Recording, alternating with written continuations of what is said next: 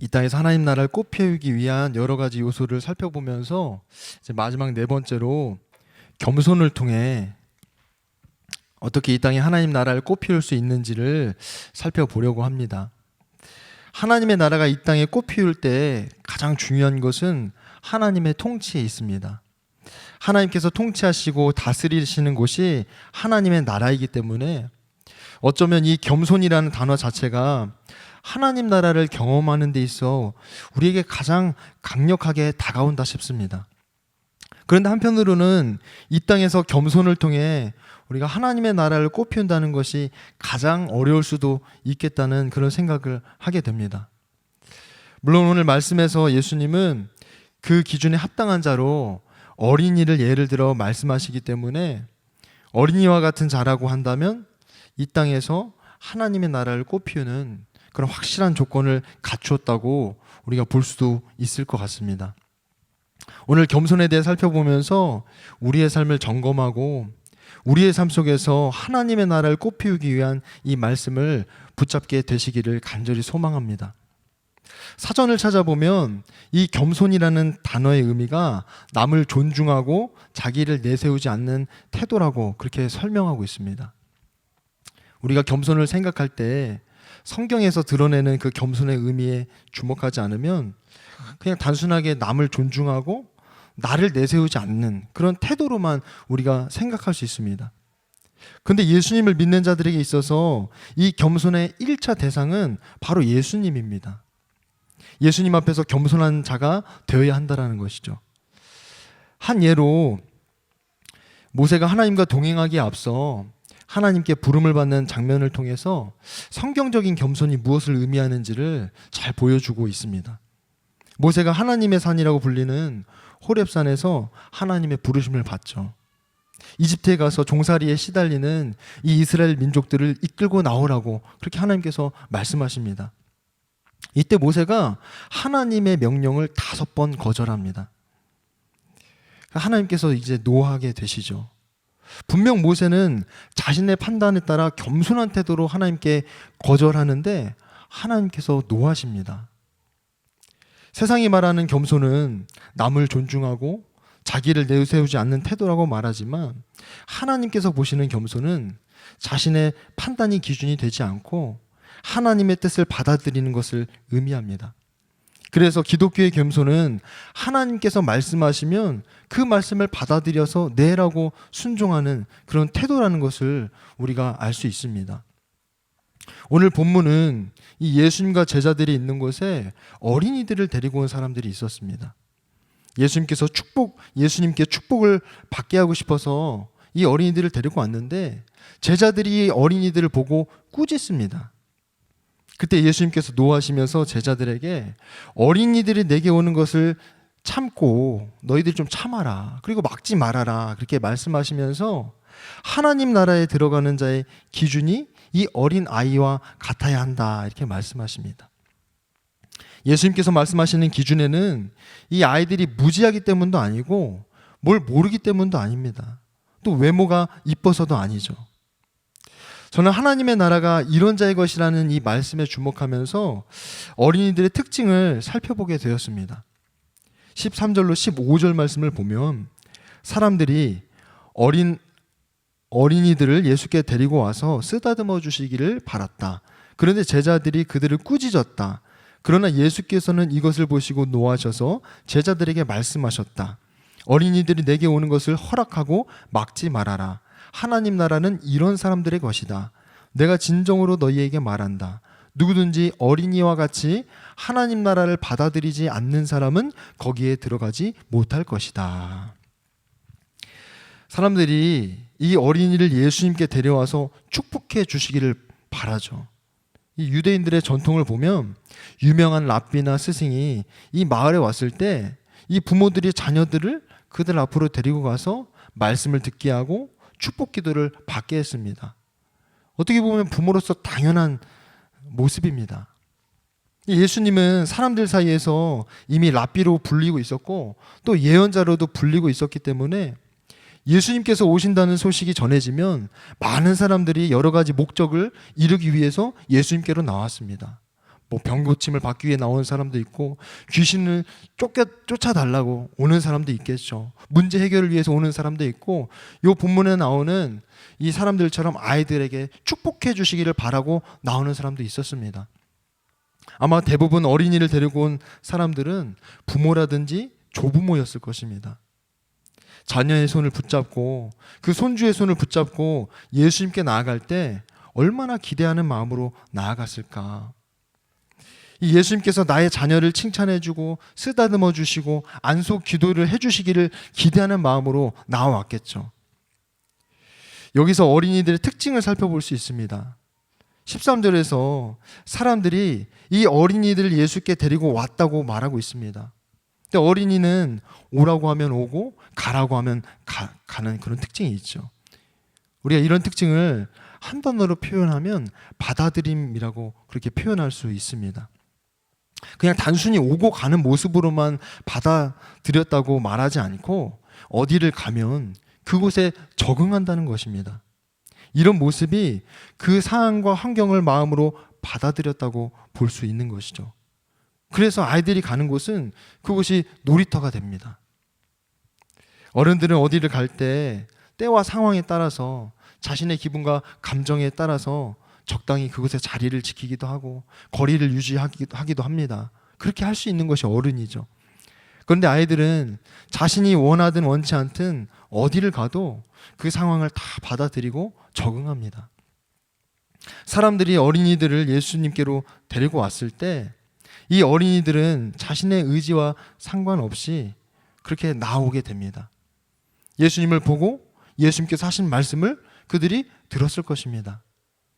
본문에서 어린이로 쓰인 이 파이디오는 우리가 요즘처럼 초중 고등학생을 의미하기보다는 한 유치원생 정도의 어린 아이를 의미합니다. 이런 아이들의 특징이 부모가 가자고 하면 어디든 가서 그곳에 잘 적응하는 것이죠. 청소년만 되어도 어디 가자고 하면 어디 가는지 궁금해하지도 않는 것 같습니다. 어디 간다고 말해도 친구 만나야 되고 공부해야 하고 귀찮고 아무 이유 없이 가지 않겠다고 그렇게 말하는 경우가 많이 있는 것으로 알고 있습니다. 그런데 이 어린이들에게는 우리 어디 갈까? 이런 이야기를 하면 아이들이 궁금해서 물어보기 시작합니다. 어디 가요? 우리 어디 놀러 가요? 가르쳐 달라고 그렇게 이야기하죠. 그리고 어디를 가도 다 따라 나섭니다. 이 어린이의 이런 모습을 볼 때면 그 행동이 믿음으로 순종했다기보다는 그저 부모가 어떤 말을 하든 그냥 마치 스펀지처럼 빨아들이는 것으로 느껴집니다. 예수님께서 이 어린이의 특징을 말씀하실 때 오라 하면 오고 가라 하면 가고 무슨 말이든 듣고 행동하는 이 모습을 보시면서 하나님의 나라를 이렇게 받아들여야 한다고 말씀하시는 것입니다. 서인이가 5살 때 성탄절을 앞두고 어린이집에서 선물을 받아왔었습니다. 산타 할아버지가 오토바이를 타고 와서 선물을 주고 갔다는 거죠. 어떤 아주머니도 아니고 뭐 어떤 아저씨도 아니고 산타 할아버지가 오토바이를 타고 와서 분명히 자신에게 선물을 주고 갔다고 몇 번씩이나 저에게 말했던 그런 기억이 납니다. 산타 할아버지 역할을 할 거면 잘해야지, 썰매도 아니고 무슨 오토바이를 타고 왔을까 그런 생각이 듭니다. 근데 어른들은 무엇을 들으면 일단 받아들이기에 앞서서 의심을 하죠. 정확하게 꼼꼼하게 다 따져보고 나서야 받아들이게 됩니다. 마치 스티로폼 같아서 무슨 말을 해도 그냥 흡수하지 않고 흘려보내는 그런 모습이 어른들의 모습 같습니다. 그런데 이 어린이들은 스펀지 같아서 쭉 빨아들입니다. 받아들인 자를 떠올릴 때 어린이들과 같이 순수하게 이익을 따지지 않고 그냥 있는 그대로 받아들이는 것이죠. 엄마 아빠가 걱정하지 마 이렇게 말하면 걱정하지 않습니다. 다른 친구가 자기 과자를 뺏어 먹었다고 울다가도 엄마 아빠가 사주겠다고 하면 바로 눈물을 그칩니다. 하나님 나라는 이 하나님의 말씀에 대해 이렇게 순수하고 단순하게 받아들이는 자가 들어갈 수 있다고 말씀하시는 것입니다. 이런 모습이 성경에서 말하는 겸손의 모습인 것이죠. 오늘 이 어린이의 모습을 그대로 옮겨서 우리의 삶에 비춰볼 때 예수님께서 오라 가라 말씀하시는 대로 우리가 받아들이고 순종하는지 우리의 삶을 좀 돌아볼 필요가 있겠습니다. 두 번째로 이 어린이와 같은 자는 예수님을 받아들인다는 것입니다.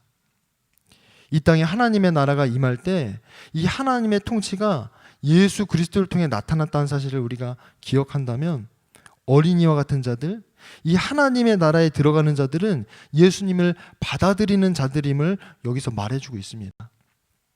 14절 15절을 다시 한번 보면 그러나 예수께서는 이것을 보시고 노하셔서 제자들에게 말씀하셨다. 어린이들이 내게 오는 것을 허락하고 막지 말아라. 하나님 나라는 이런 사람들의 것이다. 내가 진정으로 너희에게 말한다. 누구든지 어린이와 같이 하나님 나라를 받아들이지 않는 사람은 거기에 들어가지 못할 것이다. 예수님께서 두 가지를 말씀하시지만 결국 하나로 귀결됩니다. 14절에서는 어린이들이 예수님 자신에게로 오는데 이것을 막지 말라고 말씀하시죠. 왜 막지 말라고 말씀하시죠? 하나님 나라는 예수님께로 오는 자들의 것이기 때문입니다. 그리고 15절에 이 어린이와 같이 하나님의 나라를 받아들여야 하나님의 나라에 들어가는데, 다른 말로 하면 어린이와 같이 예수님을 받아들이는 자야말로 하나님의 통치를 받아들이는 자라고 말씀하시는 것입니다. 어린이들이 하나님의 통치를 받아들이게 되면 예수님께로부터 보고 배우게 됩니다. 그리고 닮아가게 되죠. 누구보다도 분명한 변화들이 일어나는 사람이 어린이들입니다. 그래서 하나님 나라가 겸손한 자들의 것이라고 말할 때 그냥 단순히 받아들이는 것을 넘어서 주님께 보고 배우고 닮아가게 되는 데까지 나아가는 것이죠. 어린이들이 가라고 하면 가고 오라고 하면 오기 때문에 이 하나님의 나라가 어린이와 같은 자들의 것이지만 결정적으로 오고 가는 곳의 목적지가 예수님일 때 이런 자들에게 하나님의 나라가 임한다고 말씀하시는 것입니다. 예수님께서 어린이를 두고 이 말씀을 하실 때 이 말씀을 들어야 하는 대상은 어린이들만이 아니라 제자들과 또 어린이를 데려온 사람들이었습니다. 예수님께서 아무리 하나님 나라를 말씀하셔도 그들은 믿으려 하지 않고 오히려 지금 당장 자신들에게 필요한 기적을 행하기를 기대하였습니다. 어린이를 데려온 사람들조차도 우리 아이의 머리에 손을 얹고 축복해 주시기만을 간절히 바라고 있었던 것이죠. 근데 축복을 받게 하려고 데려온 이 아이들은 예수님께서 말씀하신 대로 그냥 다 받아들입니다. 어린이들은 그냥 다 받아들이는 거죠. 믿어지지 않는 하나님 나라도 이 땅에서 사랑과 용서를 베풀고 살아가야 한다는 것, 나눔과 배려, 그리고 헌신과 희생의 삶을 우리가 살아야 된다는 것, 봉사하고 또 위로하는 그런 삶을 살아야 한다는 그런 말씀들을 그저 다 받아들입니다. 이해가 돼서 받아들인 것이 아니죠. 예수님께서 말씀하시기 때문에 받아들이는 것입니다. 어린이들은 들은 대로 천국을 떠올리고 하나님의 사랑과 하나님의 심판을 떠올리면서 웃다가도 금세 두려워하기도 합니다. 몇 달 전에 유아 유치부의 한 아이가 어린이집에서 예수님 안 믿으면 지옥 간다는 말을 다른 친구에게 했다고 합니다. 예수님을 안 믿으면 지옥 간다는 이야기를 본인도 들었을 뿐이죠. 지옥을 한 번이라도 본 적은 없을 것입니다. 그럼에도 불구하고 들은 대로 믿고 그대로 이야기하는 것입니다.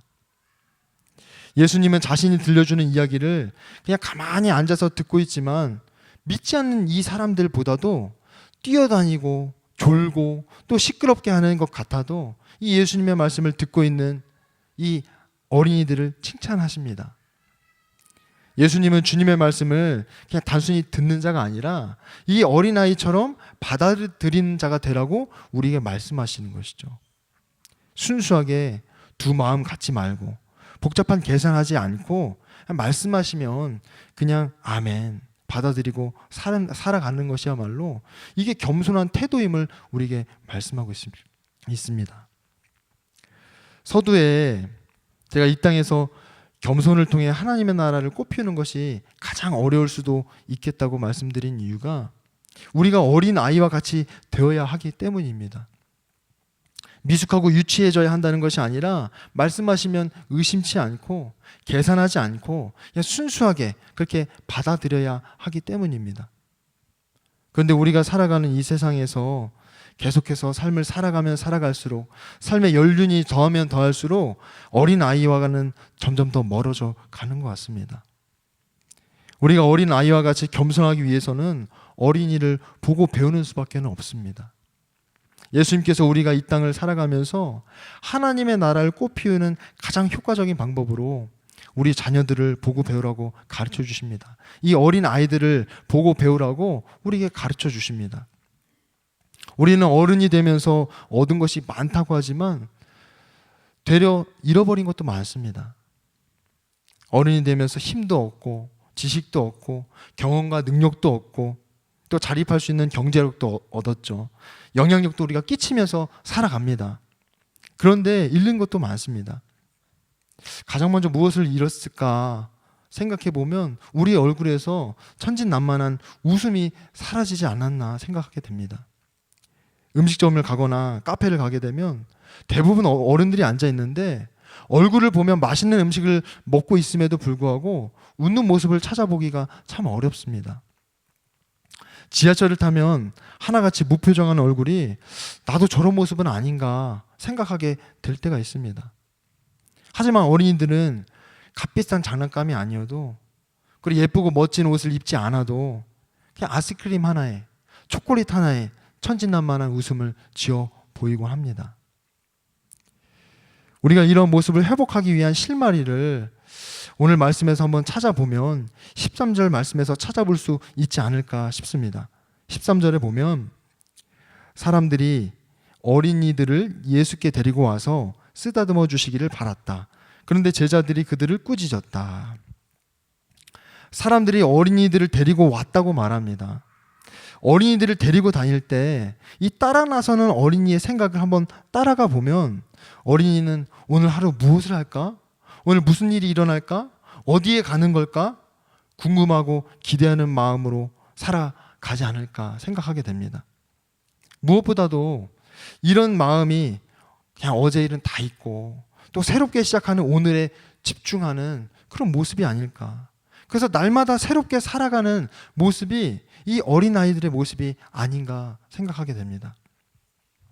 이런 어린아이들을 예수님께로 데리고 오면 이 어린이들은 예수님 때문에 오늘 하루 무엇을 하게 될지, 예수님께서 무엇을 계획하셨을지, 예수님께서 나에게 뭐라고 말씀하실지, 예수님께서 무엇을 준비하셨을지 기대하고 궁금한 마음을 갖게 되는 것이죠. 오늘 본문에 어른들이 데리고 간 이 어린이들도 분명히 어른들이 가자고 했을 때 따라 나섰겠지만 분명 예수님을 만난다는 생각에 분명히 그들이 기대했을 것입니다. 무엇을 말씀하실까? 어떤 분이실까?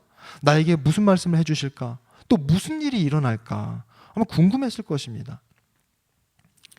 그 어린이들을 우리라고 한다면 우리는 주님께서 날마다 새로운 하루를 허락하시고 우리가 하루하루를 살아갈 수 있는 그런 새로운 날을 허락하시고 그런 날을 우리가 점검하면서 살아갈 수 있도록 우리에게 은혜를 베풀어 주시죠. 그럼에도 불구하고 우리가 삶을 살아가면서 하루하루 새로운 삶을 살아가기보다는 내일 무엇을 해야 될까? 내일은 이것 때문에 근심하고 걱정하는 삶이 우리 어른들의 모습은 아닌가 생각하게 됩니다. 지금 나의 문제와 나의 연약함에 매여서 오늘 우리에게 허락하신 일들을 기대하지 못하고 경험하지 못하고 살아가는 것이죠. 어른들이 우리 부모가 먼저 이 예수님을 받아들인 자들로서 하나님의 통치 가운데 살지 못한다면 분명히 우리의 어린 자녀들, 이 교회 다음 세대들도 그들을 자라나면서 우리 어른들과 동일하게 변해갈 것입니다. 이런 현실에 대해서 우리가 잃어버린 것이 전적으로 의존하는 자세라는 점을 좀 생각하게 되었습니다. 어린 자녀들은 부모를 전능하다고 믿습니다. 그러다가 점차 자라나면서 부모가 능력이 있는 것이 아니구나 그렇게 알게 되죠. 부모가 현실을 깨닫게 되는 그 자녀들에게 우리가 보여줄 수 있는 가장 올바른 모습이 무엇일까? 다른 것이 아니라 아이처럼 하나님을 아버지라고 부르면서 전적으로 의존하는 모습일 것입니다. 어린 아이처럼 하나님 아버지 앞에 모든 것을 의존하고 이 아버지의 공급하심을 바라면서 살아가는 것을 주님께서 또 원하시고, 이런 모습이 진정으로 주님을 받아들인 겸손한 태도일 것입니다. 마지막으로 주님을 받아들인 자에게 주님께서 주시는 축복이 있다는 것을 주목하게 되었습니다. 16절을 보면, 그리고 예수께서는 어린이들을 껴안으시고 그들에게 손을 얹어서 축복하여 주셨다. 예수님께서 자신에게 왔다고 말씀하신 이 어린 아이들을 껴안아 주시고 그들에게 손을 얹어서 축복해 주십니다. 예수님께서 그들에게 먹을 것을 주신 것도 아니고 이 어린이들의 눈이 휘둥그레질 만한 무엇인가를 주신 것도 아닙니다. 그저 사랑으로 품어주시고 안아주시고 그냥 손을 얹어서 축복해 주신 것이죠. 트리니티 신학교 교수였던 찰스 셀이 쓴 책을 보면 1946년에 미국 남부의 한 고아원에서 일어났던 일을 한 논문을 인용해서 소개합니다. 그 고아원에서는 3개월에서 3살에 이르는 97명의 아이들을 양육하고 있었답니다. 그런데 고아원에 재정이 부족하다 보니 이 아이들을 어머니와 아버지의 마음으로 그렇게 돌보지 못했다고 합니다. 정서적으로, 신체적으로 돌봐주지 못한 것이죠. 그런 여력이 없었던 것입니다. 그저 몇 명 안 되는 간호사들이 기본적인 먹을 것만 챙겨주는 것 외에는 그들을 안아줄 수도 없었고 그들과 접촉할 수도 없었다고 합니다. 그렇게 3개월, 5개월, 1년이 지나면서 아이들에게 심각한 문제가 일어나기 시작했다고 합니다. 다수의 아이들이 죽고 97명 중에 27명만 살아남았다고 합니다. 그런데 그들 중에서도 아주 심각한 정신질환을 앓았다고 합니다. 오래전의 일이기 때문에 어떤 영양 상태라든지 위생 상태, 여러 가지 변수가 있었겠지만 이 결과는 이 어린 영혼들이 제대로 성장하는 데 있어서 그냥 먹을 것을 공급받는 것이 전부가 아니라 아이들에게 있어서 어떤 접촉이, 터치가 있어야 된다는 것을 우리에게 생각하게 해줍니다. 예수님께서는 자신을 받아들인 이 어린이들을 꼭 껴안아 주시고 축복해 주십니다. 이것이야말로 겸손한 자에게 임하는 하나님의 나라가 아닐까. 실제적으로 우리 삶 가운데 경험하게 되는 주님의 임재일이라 생각하게 됩니다. 저는 예수님께서 이 어린이들의 머리에 손을 얹고 축복하실 때 어떤 기도를 하셨을까 생각하면서 예수님께서 하나님 아버지께 겸손히 순종하셨듯이 겸손한 마음으로 주님께 순종하는 그런 복을 주시지 않으셨을까. 이 땅에 사는 동안 하나님의 통치를 경험하는 그런 삶이 되도록 축복하지 않으셨을까 생각하게 되었습니다. 겸손으로 인해 하나님의 나라가 우리의 삶에 임한다는 것은 예수님께서 우리를 당신의 품에 안아주시고 당신의 손으로 우리를 붙들어 주심을 경험하는 것일 겁니다. 부모의 한마디 한마디를 거리낌 없이 받아들이는 이 자녀를 보면서 부모로서도 보람차고 또 기쁨이 가득하듯이 우리가 이 예수님의 말씀을 그냥 겸손하게 받아들일 때 주님께서도 크게 기뻐하심을 보게 될 것입니다. 그래서 주님의 기쁨이 그대로 우리 삶에 충만한 기쁨이 되어서 하나님의 나라가 우리 삶에, 우리가 살아가는 이 땅에 더욱 분명하게 꼽히는 것을 우리가 경험하게 되리라 싶습니다. 살아가면서 어린 자녀들 또는 이 어린이들을 우리가 보고 배우면서 예수님 앞에 이 어린 아이와 같이 날마다 새로운 마음으로 하루하루를 주님의 말씀을 기대하고 또 그 말씀을 받아들여서 주님의 사랑 안에 살아가게 되시기를 바랍니다. 이 시간 2가지를 함께 나누었습니다. 어린아이와 같은 겸손한 태도는 곧이곧대로 받아들이는 것입니다. 부모가 가라고 하면 가고 오라고 하면 오듯이 주님께서 말씀하시면 내 판단과 뜻을 생각하지 않고 그저 받아들이고 따르는 것임을 우리가 살펴보았습니다. 하나님의 나라가 이런 자들의 것이라는 것이죠. 그리고 또 한 가지, 이러한 겸손한 태도를 가진 자가 예수님을 받아들일 수 있다는 것입니다. 계산하고 의심하고 또 세상에 미련을 두는 사람은 예수님을 받아들일 수 없고 따를 수 없습니다. 하나님의 나라는 예수님을 받아들인 자가 누릴 수 있는 그런 나라입니다. 어린이와 같이 예수님을 받아들이는 자는 예수님께서 친히 안아주시고 복을 주십니다. 이런 주님의 안아주시고 품어주심을 통해 우리 삶에 하나님의 나라를 경험하게 되실 줄 믿습니다. 우리 한 가지 기도 제목 붙들고 기도하도록 하겠습니다.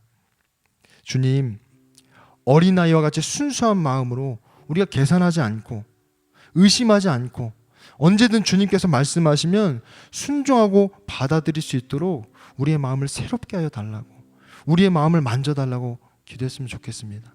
시간이 흐를수록 더 완고해지고 강팍해지지 않게 어린아이와 같은 겸손함과 부드러운 마음으로 늘 삶의 주님을 받아들여서 하나님의 통치를 받고 그 다스림 가운데 살아가는 그런 복된 삶을 살아가게 해달라고 이제 함께 기도하도록 하겠습니다.